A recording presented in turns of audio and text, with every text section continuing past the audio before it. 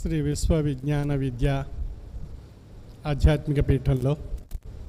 సస్యవృద్ధి బీజారోపణోత్సవం 2024 సంవత్సరం ఏరువాక పౌర్ణమి సందర్భంగా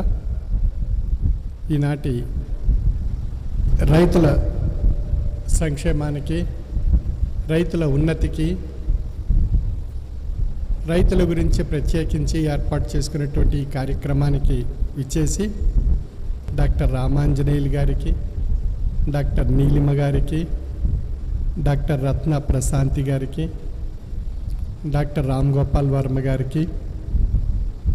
అహ్మద్ అలీ షా గారికి, హుసేన్ షా గారికి, ముఖ్యమైనటువంటి సన్మాన గ్రహీతలు 5గురికి ఈనాటి 2024 సంవత్సరం మొహిద్దీన్ బాదుషా ఆధ్యాత్మిక వ్యవసాయ పురస్కారాన్ని పొందినటువంటి ఆది విష్ణు గారికి, ఈనాటి సభలో పాల్గొన్నటువంటి అనేక ప్రాంతాల నుండి వచ్చినటువంటి రైతు సోదరులకు, సోదరీమణులకు నా యొక్క హృదయపూర్వక మనస్సువాంజలు తెలియజేస్తూ ఈ చక్కని ఆహ్లాదకరమైనటువంటి ఈ సమావేశం రైతుల గురించి ఏర్పాటు చేయటం ఆధ్యాత్మిక పీఠాల్లో మొట్టమొదటి మన పీఠంలో జరుగుతున్నటువంటి కార్యక్రమం. అనేక ఆశ్రమాల్లో, అనేక పీఠాల్లో కార్యక్రమాలన్నీ ఆధ్యాత్మికంపై, ఆధ్యాత్మిక విధానాలపై, ఆధ్యాత్మిక ప్రబోధనలు మాత్రమే ఉంటాయి. కానీ ఇక్కడ ఒక నూతన ప్రక్రియ మన ఆశ్రమంలో,